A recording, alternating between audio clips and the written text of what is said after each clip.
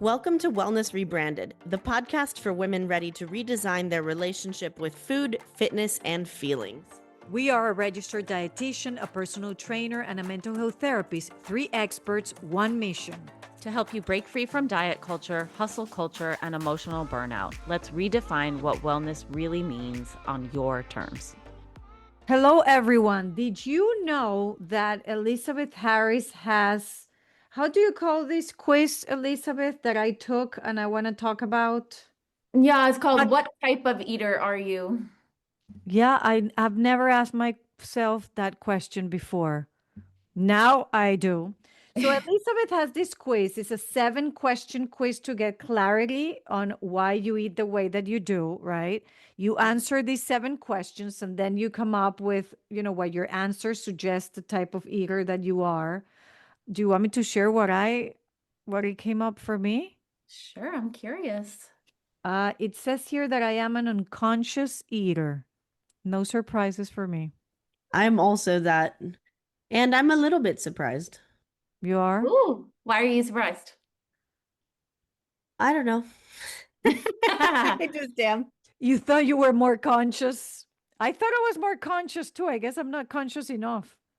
The interesting thing about being an unconscious eater is that it can show up very differently for different people. So, and you may have like elements of like different aspects of it, but some people are unconscious eaters, for example, because they like food's just not on their priority list and other things are, and food is the thing that just constantly like, oh shoot, it's mealtime, or like, oh shoot, I'm starving, I forgot to eat, right? And then you're kind of like in an unconscious eating pattern. Other people are unconscious because maybe like more of an unconscious eater because they have hidden like thought patterns about food that contribute to the habits they have around it. So like one tiny example of that is like being in the clean plate club, right? That you're not eating in attunement or mindfully if you're just automatically trying to finish the food on your plate. And then other people might more unconsciously eat because they're very their food choices are very emotionally driven. So that one in particular is interesting because it's not just like you're, paying attention and not paying attention, but really understanding why, or connected and not connected. Hold on, because from those 3 things that you just explained, I'm 2 of them. Yes, me too. Which 2 are you? Okay, so the first one, like for me, planning a meal and feeding myself and feeding my family feels like the hardest chore of my life. Like Yes, it same. brings stress. Like I would love to be, I admire those women that can cook really easy and make such a nice meal. I'm not a good cook. I don't enjoy cooking. Therefore, it's like a chore.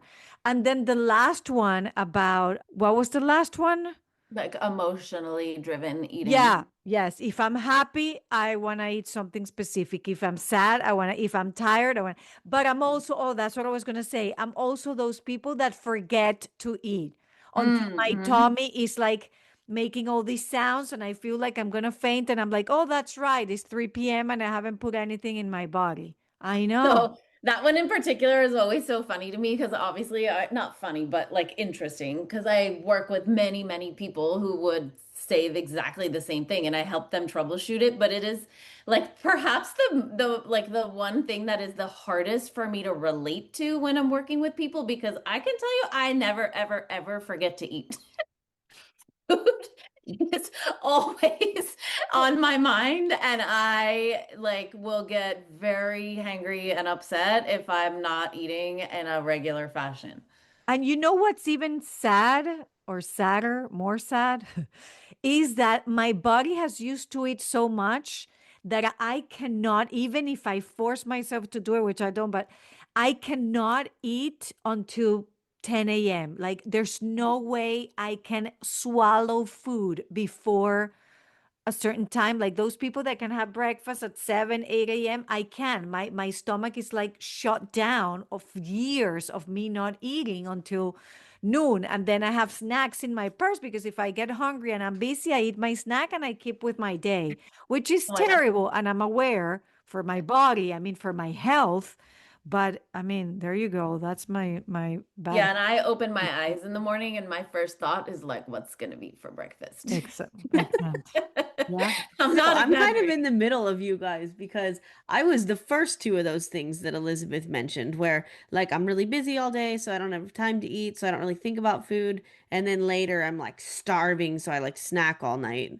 And also Clean Plate Club, like if I put it on my plate, I'm probably gonna finish it. Although I've been working on that over the past couple years to like kind of like tune in to my hunger and fullness cues, right? And be like, do I actually want this or is it just here? So that's just one type of eating style, right? The unconscious eating style, although there are different subtypes to it.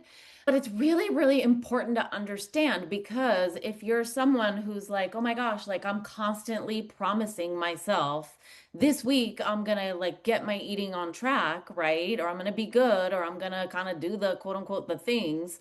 And then inevitably next Monday you're promising yourself the same thing and it's just like constant, right? You keep trying and trying and trying, but you can't really ever figure it out. If you don't understand some of those aspects of what drives your eating habits, it will be really, really hard to change it, right? Yeah. Like you might think, gosh, I don't know, like what are things that I commonly hear? Like, oh, I'm just addicted to sugar, or I just don't have quite the right plan, or I just need a very like just tell me what to eat, right? And so you might just keep like trying the same version of the same thing over and over, and none of it is working. And ultimately, it's because you don't understand enough about yourself, your beliefs, your eating patterns, your relationship with food, your lifestyle, or how it is or isn't contributing. So like another example is, you know, guilt might, for example, guilt might drive unhelpful eating decisions, right? Like if you suddenly are feeling really guilty or ashamed of frustrated how you ate, and then you find yourself in like the oh, what the hell kind of spiral, right? You're like, ah, I'm just now eating whatever because I'm so upset with myself or so frustrated. Well, that guilt might be driven by two different things. It might be driven because you're trying to follow a diet for weight loss and you quote unquote broke the rules and now you feel guilty about it, or like it's another diet that like you really thought this one was going to be the one and now it isn't, and then you're feeling guilty and frustrated. Or it might be that you are like have really um and by the way, these would have come from diet and wellness culture, but like really extreme or rigid ideas about how you're supposed to eat for your health, right? Like, oh, I should only ever eat organic, or I should only eat a food with, X type or amount of ingredients. And then when I don't, I feel guilty. And now I'm like in this sort of like downward spiral. Those are actually two really different things, but the challenge feels the same, which is like I feel a lot of guilt. Does that make sense? It makes perfect sense. Total sense.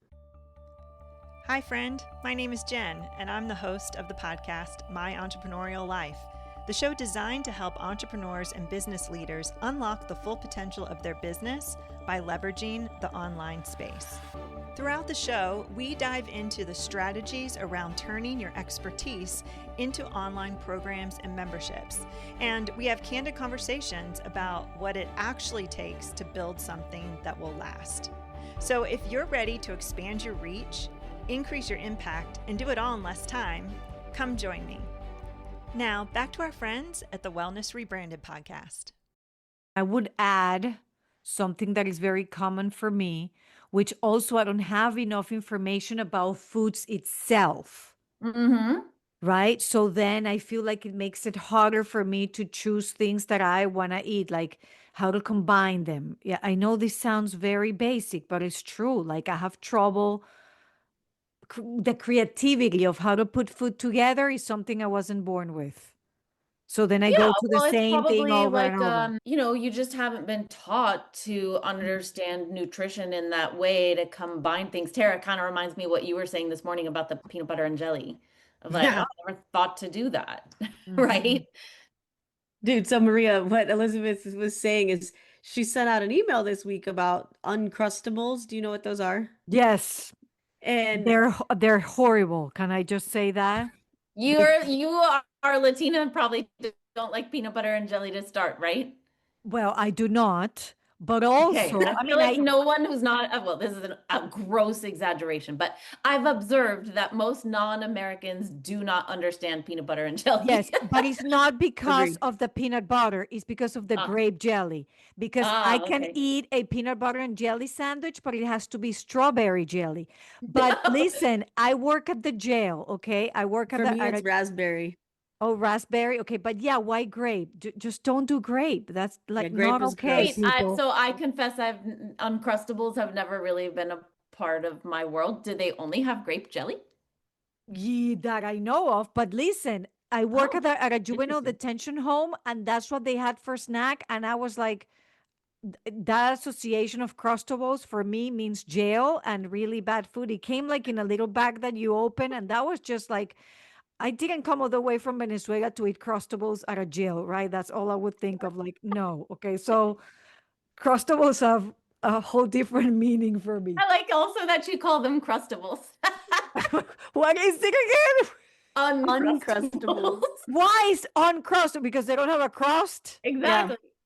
Exactly, because nobody eats the freaking crust. No, they've cut it off. I think they do it like a cookie cutter where it presses it together so it's Well, like a that's part of their trademark, which is part of why they're suing Trader it's like a Joe's. PB&J empanada. So Okay, anyway, finish your story, fine. Tara. No, fine, but get rid of the crust and get rid of the grape jelly too. Make uncrustables with strawberry jelly, and then we'll talk. But Well, Listen, also, I'm I not until wonder if then, arguing they for would make them with whole Uncrustables. grain bread. Like my co-host, I've actually never had an Uncrustable either. You know, my mom was like not on board with that. But what Elizabeth said in her email is she was like, "Hey, there are ways to make a PB&J healthier, like maybe using whole grain bread or instead of putting jelly on it, put like fruit." And I read that yesterday and I was like, "Fruit? Fruit on your sandwich? Like that sounds strawberries. so Yeah. weird." And then I thought about it and I was like, damn, I bet it's pretty good though. Like, I would have never thought to like, oh, instead of strawberry jelly, I'm gonna slice up strawberries and put on my peanut butter sandwich. But I bet that's delicious. Like, why And would I not have thought of bananas. that? No, pomegranate seeds. That's the best combo ever. Peanut Peanut butter butter and and pomegranate? pomegranate seeds. Okay, no. That's a No, no. it's so good. Also, No. grapes are pretty good, believe it or not. Well, maybe No. you don't like That's grapes, also but a no. No. you don't like grape jelly. You probably don't like that one. But wait, why were we talking about this to begin with? About crustables? Did tie into like what type of eater you are, but now I've lost the thread. I No, think it's about because we were talking, creativity. About food creativity, I think. yeah, Maybe. we were talking about how to like make some healthy swaps out with the creativity because Oh, right, and I having the said I had nutrition never, knowledge. Yeah, yeah, so like what like you could be, for example, you could be an intuitive eater, but need support with your like nutrition education or creativity or meal planning support, right? Of how to actually logistically do it. Well, that's very different than someone who's getting stuck because they're stuck in like a never-ending diet cycle. You know what's a dream I have? What? I want a chef in my house no, I do too. preparing meals for me every day, breakfast, lunch, and dinner. Yes. Is that That would be nice. possible without spending a lot of money? Because I don't have No. problem Possible eating without a it. lot of money. I don't have a problem eating whatever you put in front of me. I have no pro. It could be whatever it is. I'll eat it, but I just don't want to make it. I Elizabeth, often joke in my own little head that I want to come back as my husband because I want to come Yes. back in another life as my husband because I do make him really delicious, nutritious, beautiful meals frequently. And I'm like, I wish someone did that for me sometimes. Now, admittedly, Elizabeth, many, many other things for the family that I don't, but listen, what if we have like an open relationship without the sex part? I just come to eat. Like I can be like your second, like a wife for you. Just cook for me. I come eat and I come back home. And, okay, what do I get out of that? Yeah. Nothing, Just absolutely the nothing. joy of feeding my friends. Yes. All right. Joy of I cooking actually for more do that for people. my friends sometimes. I'm like, come over, I'll make you something. Dude, so Listen, I don't remember what episode it is because I'm not as good as Maria with that, but You're not your gonna bust out a episode, number. I can't bust out the number for you, thank you. I am good. What can I do? but the It is what it episode where is. you talked about like repurposing proteins Uh-huh. really like changed the way I cook for my family. She Wow. mixes this with her eggs, Tara. Mixes what with eggs? Elizabeth grabs like leftovers from the day before, like spinach or whatever, and then mixes it with her eggs, and that's her breakfast. It's true. Yeah, that sounds good. I know, but talking about repurposing, never thought of that. And there's this girl having this amazing breakfast with her leftovers from a salad that she made herself the night before. Anyway, I that's what. mean, it sounds good, but it's kind of changed the way that I feed my family because now I'll usually like on Sunday nights or Monday nights, I'll cook like a whole tray of like chicken thighs and we eat like a chicken thigh with some veggies or something, normal for dinner, right? And then the next night I'll take some of the leftover ones and like shred the chicken and turn them into like chicken nachos or chicken tacos. And then on a different day that week, I shred some more chicken and I do the opposite thing. So it's like less prep for me, but three different meals with the same protein base, Yeah. which makes it so much easier. Yes. You Because never shared that with me. That makes me so happy to hear that that was helpful. really, you didn't know that? No, I Oh, I didn't know feel like that. I think about that all the time. It's one of, My I'm a firm believer that if you're going to go through the trouble of cooking something, you should absolutely be able to eat it more than once. And that doesn't mean that you have to just be eating like leftovers. Exactly. totally. Yeah. Yes, I do that now almost every week. And Mhm. it almost always is chicken thighs and tacos and nachos because my boys love their Mexican food. But I like it because I can dress it up with different like vegetables, different seasonings, different flavors, like I can really like be creative with it without having to be like, oh, we're having chicken again. Ugh. You Mhm. know? Mm, So that was something that was really helpful to me. I You love see, every now and then we say things that are helpful to each other, ladies. That's why it's so beautiful to have this podcast. Oh my gosh, I've learned so much from you guys. Listen, if Thank you you. were a part of this conversation today and you're listening, go take Elizabeth's quiz. Again, it's 7 questions. And one of them, for example, is what are you most likely thinking when it's time to eat? Or which of these best describes your snacking habits? And you can choose from 4 options. Or which of the following most often guides what or how much you eat? So even answering these questions is already a great way to start finding out what you're doing and what your style is. And then once you get your result, give her a call, schedule a session, discuss what type of eater are you and what could be a good next step if you're interested. Yeah, not only will you find out like kind of quote unquote your eating personality, I will follow it up with some tips. You'll also get some tips by email of like what that might mean for you and how you might think it through to move forward. So, yeah, it's pretty cool. It was really fun creating it, and it's been fun sharing it and seeing people's reaction. And if you find yourself in, you just keep trying different things and you keep coming back and you keep feeling stuck and you don't know why and you don't know how to move forward, it is a great thing to do. Or if you're just curious to learn a little bit more about your eating patterns, go ahead and take it. Be curious and go take it. Right. Be curious. Well, if you're out there, have a good day. And we'll drop the link in the show notes. And if you have a friend who you want to share the quiz with, please do. Everybody can find out more about their eating habits. And if you love the pod, send us a message, leave us a review, share it. We really want this to be a two-way conversation.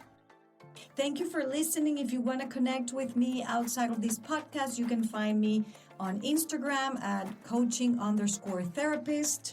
I'm Elizabeth. You can find me at Elizabeth Harris Nutrition or in my Facebook group, Health and Healing with Intuitive Eating.